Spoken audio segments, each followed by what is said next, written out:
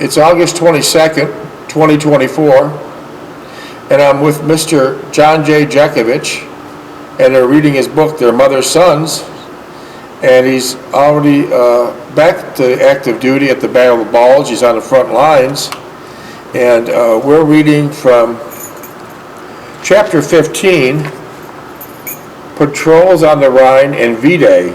Patrols on the Rhine and V-Day, and we're on page 445.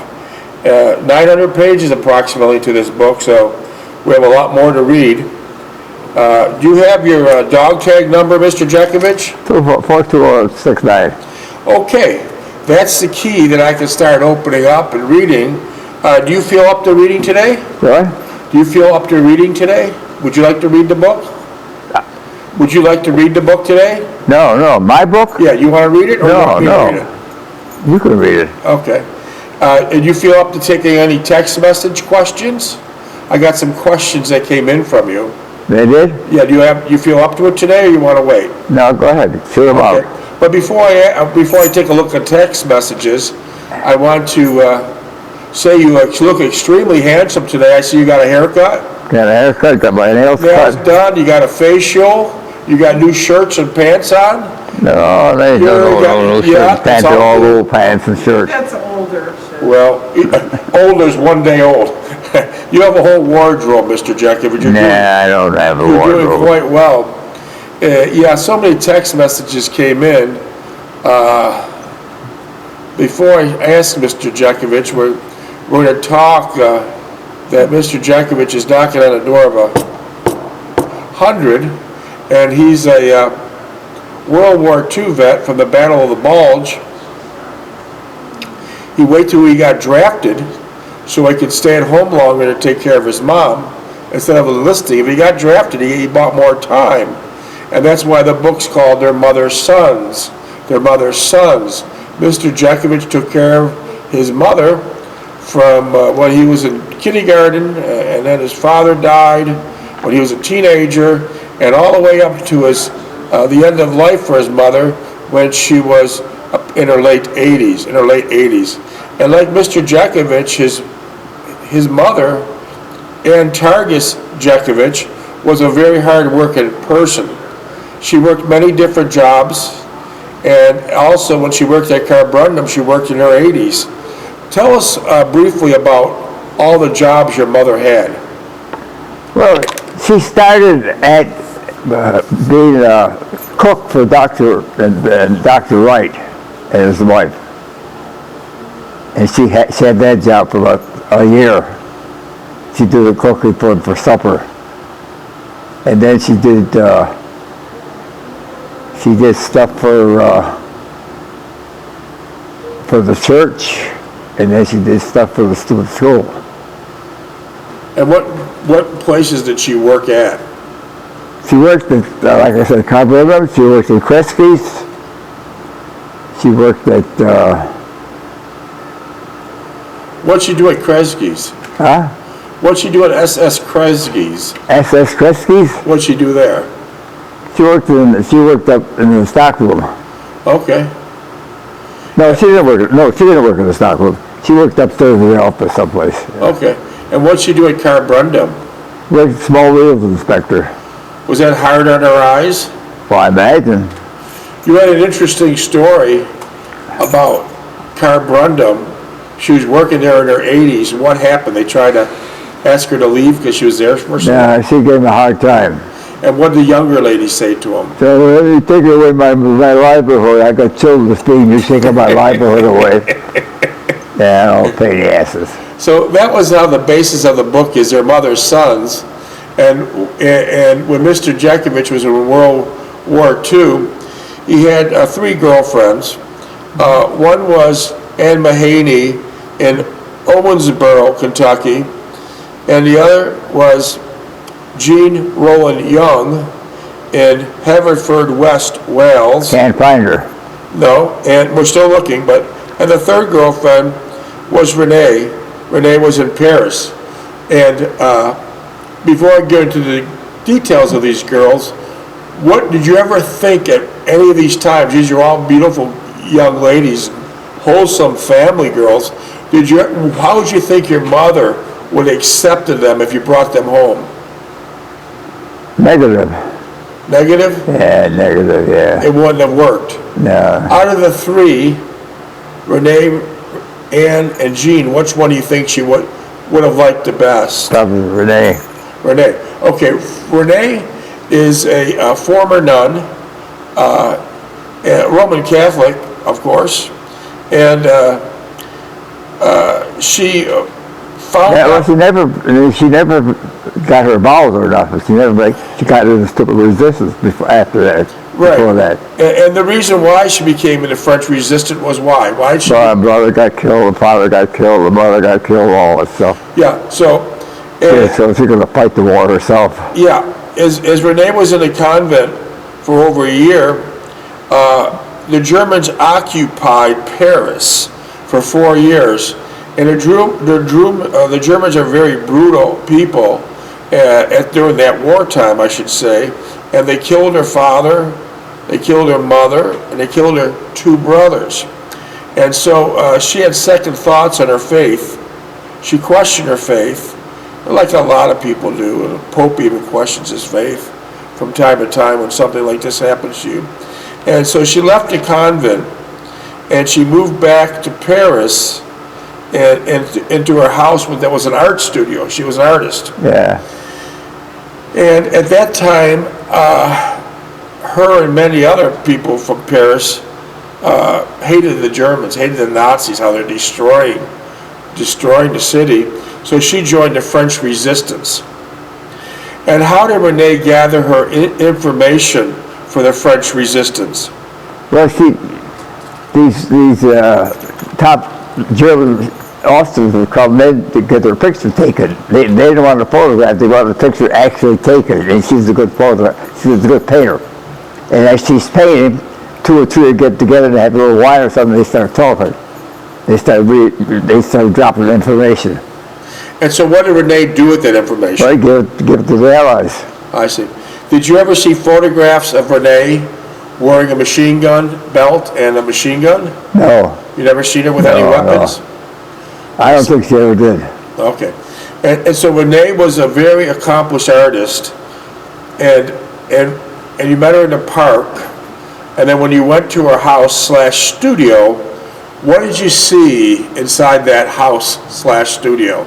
A lot of German officers and pictures. Were they SS?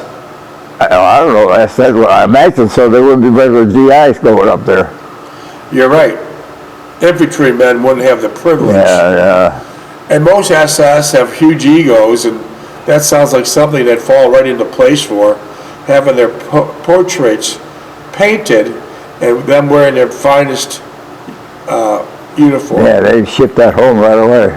Yeah. But there's a lot of SS and officers' portraits still left there.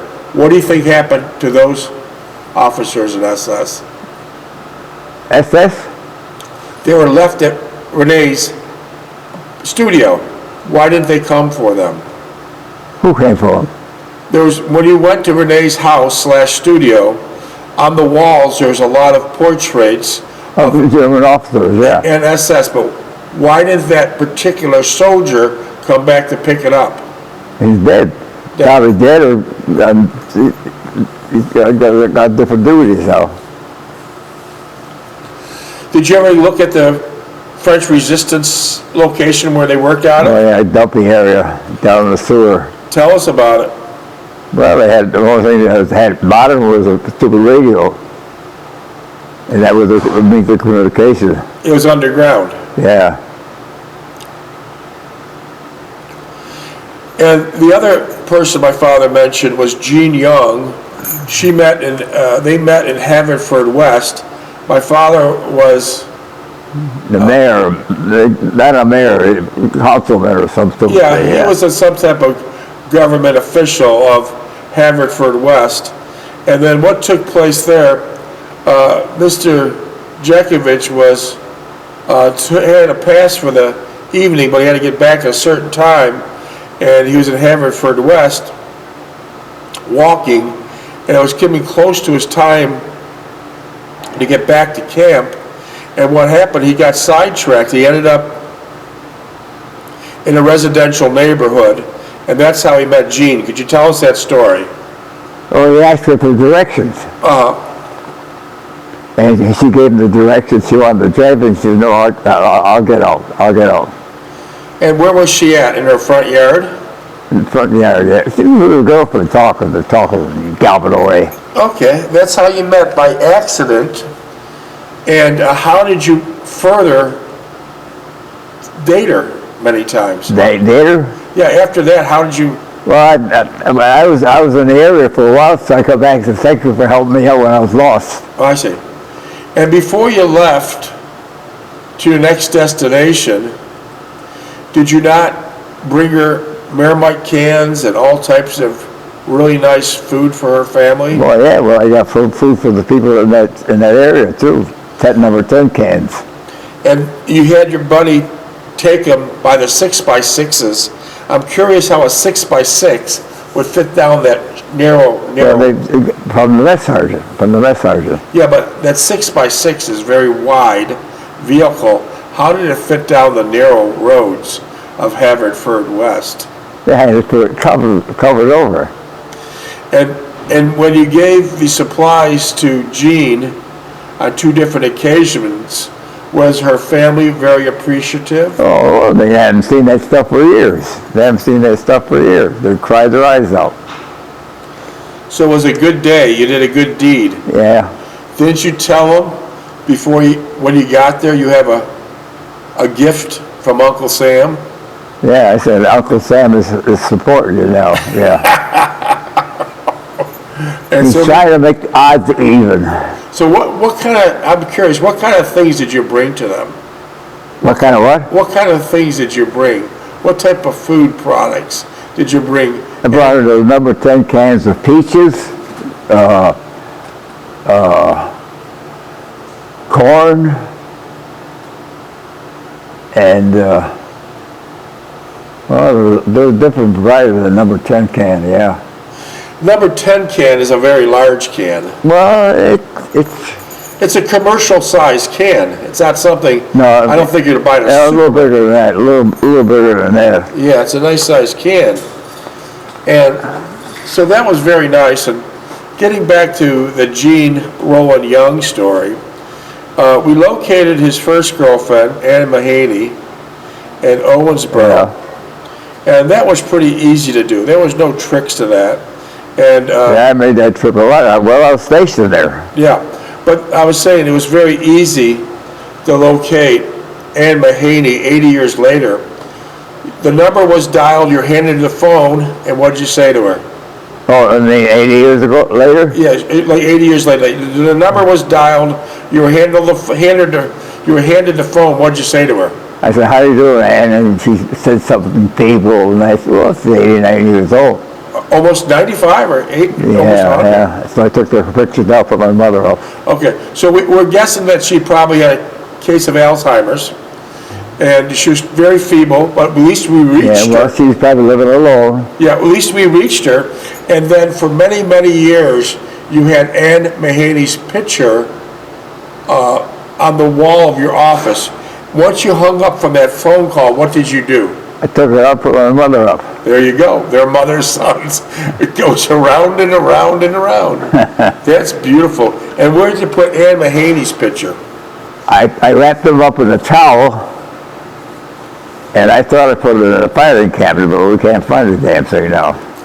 Well, so we easily found, we know about Renee, we know about Anne Mahaney because you talked to her 80 years later. That's a long time to reach somebody. Wow. 80 years later. And the only mystery person that we have right now is Gene Roland Young. Gene Roland Young, we hired a couple investigators. They came up with dead ends, but one of these investigators out of Paris had a damn good connection with the Daily Mail. The Daily Mail has a circulation of about 800,000. Yeah, that's the Limey paper. That's the Limey paper, yeah.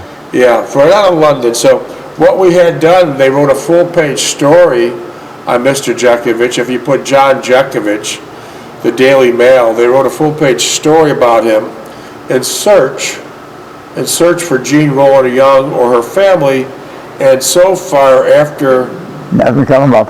2 months of looking, we have dead ends. So if anyone knows Jean Rowan Young's family, Haverford West, send us a text. Oh, and by the way, you can text Mr. Jeckovich with any questions. You can text him this number. He'll answer all the text messages. The number is 407-366-0000. 407-366-0000. Or if you're from the beautiful and fine state of South Carolina, we say it this way: 407-366-0000.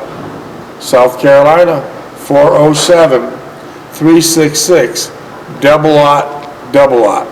So there we go. We have accountability for 2 out of the 3, which isn't bad. And it was a very interesting story.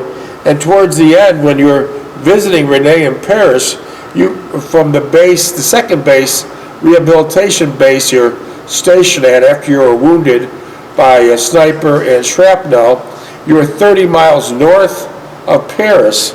And the only way that you're able to visit nightly, Renee, was you had to take a bus to the train station, and from the train station to Paris, you had to take a taxi. So you had 3 different modes of transportation. Yeah. That's interesting. And to get back, you had to reverse it. Yeah. Weren't you worried about getting late to base? No, I sweated it out every time. And what did they say when you got back to the base? As long as I'm on time, I made roll call. That's all they worried about. That's all they worried about. And after a while, most of the people in the hospital recovering near Paris, they got bored of visiting Paris, but you were the only one left out of the whole floor that kept on going to Paris, right? Yeah. Because everyone else was bored, right? Yeah. That is so interesting. Yeah. Yeah, Mr. Jeckovich is a highly decorated World War II, and we should say combat veteran. He has 2 Bronze Stars and a Purple Heart. But an interesting fact about it, until last year, until Mr. Jeckovich was in his late 90s, no one knew he was in the service. He never told the story about World War II. He never mentioned it to anybody, family members, friends, etc. So as I think about this, a lot of the rear echelon are telling the stories about wars. Yeah. But the guys that after actually seen it and watched death at every corner, they don't talk. They got millions of books about it. These guys that do nothing. They don't know what they're talking about. Rear echelon. Yeah, rear echelon. Rear echelon. They want the book published and make money out of it. Yeah. Well, you had a couple questions on your book. What was your motivation to writing your book? The Miller's Son? Yeah. I wanted to write an autobiography of my life. That's a good one. And another one, I told you guys, I said, when I passed away, don't publish the book, but use that as a history channel for me. Exactly. That's exactly right. And other people ask, is the book for sale? No. No. The book will never be for sale. And the book, a copy of the book will be at the World War II Museum in New Orleans. We got another one that came in. His name's, Wolf, where's Wolf from? I don't know, he has, Wolf has a great little email here. He says he doesn't have a question. He has a comment. Every male under 30 needs to hear Mr. Jeckovich nightly. Every male under 30 needs to hear Mr. Jeckovich nightly, because you have a lot of good information, and youngsters under 30 have no idea of the horror. They're not interested. Well, I don't know about that. I just don't think they have a chance. I think there's just, They can't get them in a civil service. yeah, but I think there's a lot of good young people out there, and most of them under 30 don't. So here we go. everyone under 30 listening, send me a text and I'll ask Mr. Jeckovich. Ask them why they're not in the service. Okay, I'll do that. Thank you, Wolf. Yeah, and then, so to answer the question, the book is not for sale. There'll be a copy in the World War II Museum in New Orleans, and the book is not to be a commercial enterprise. It's strictly to be Mr. Historical. What's that? Historical. Historical, yeah. And a lot of people, they get to specific. Mr. Jeckovich was in Company H, 2nd Battalion, 291st Regiment of the 75th Infantry Division of the U.S. Army during World War II. And sometimes they were referred to as the Diaper Division. And the reason why they said that, it wasn't a derogatory term, because everyone there was 18, 19 years old, Yeah. or just young kids. Yeah. They just basically left high school. Well, they pulled out of high school, colleges, ASTP and all that stuff too. They were short of manpower. Yeah. So that's a really interesting point. And let me see if there's any more text. Well, I'll hit it one more time. There's a lot of people ask, what's your longevity for living to 100? What's your longevity? Big thing is the genes All right. What else? and good living. I didn't drink, I didn't smoke. I exercised a lot. I ran a lot. I ran 30 years, 40 years. 80 years. And that's why I can't walk now. Yeah. You ran for 80 years. Good night. Night. She jogged for 80 years. It's interesting, if this is the first time listener, Mr. Jeckovich jogged for 80 years, and when he first started jogging, I don't know how many decades ago, he would jog in his corduroy pants, his army boots, and an old raggy t-shirt, and people would yell out the window and say, "Hey, can't you afford a car?" Or, "Hey, do you need a ride?" Or a couple times they throw a beer can at him. They didn't have no idea that Mr. Jeckovich was running for health. Yeah. So you're before your time. And all those smart asses that said those nasty things to you, I'm sure, they're all pushing up daisies. They're pushing up daisies. And now it's very fashionable to jog. People are educated and they're all jogging. And every time you get in your car and you go for a short ride, you see joggers everywhere. But the joggers is a good thing, but what you see is they're wearing these very expensive and fancy clothes, like $200 and $300 or $400. Water bottle on the waist. And what? A water bottle. A water bottle. And so these are fancy, bright clothes, and some of them even wear like special gloves. Did you later in your life start wearing these fancy clothes? No. Never No. did. For running? Yeah. No. Never did. No. But you've seen the joggers, and I see it today, yeah. It's a social activity now. It's a social activity, yeah. But at least you're educated enough to be jogging instead of warming a bar stool. That's a good point. That's a good point. And what other type of exercises did you do? What important exercises I do, Besides the running. biggest thing was the running. And did you eat wheat germ? Wheat germ? No. I didn't take any vitamins. I didn't take any of that crappy stuff or nothing. You never took a prescription? I in never your took a life? blood pressure when I read or nothing. You never took a blood pressure? Never took a prescription in your life? That is really interesting. And it's amazing that Mr. Jeckovich can read the newspaper without glasses. That's really amazing. So he's a walking, talking miracle, a super soldier. Super soldier. Yeah. A super soldier. Let me see if I can read any more of these texts. There's a bunch of them. There's a bunch of them here. Mr. Jeckovich lives his life very simply. He believes yesterday is history, tomorrow is a mystery, and today is a gift. That's how Mr. Jeckovich lives his life. And it's simple. It's a simple way to live your life, but it's worked for him. It's worked for him.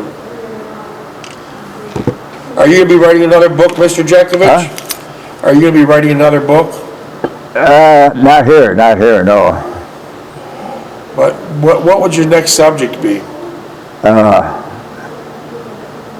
I have the title. I can't remember the title. It's a switchy title. Well, what would the subject matter be? Huh? Subject? Yeah. It's the meanness of people.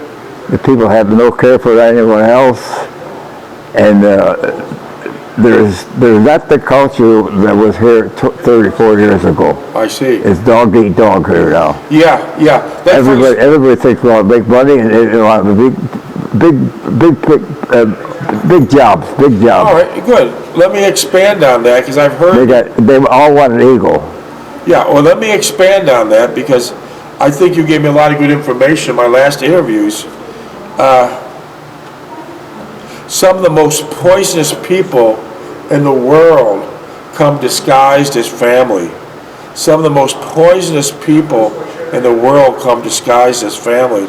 Come, what kind of family? Some of the most poisonous people in the world come disguised as family. For example, when someone gets old, it's very expensive being old. It's not cheap. And there's a lot of time involved.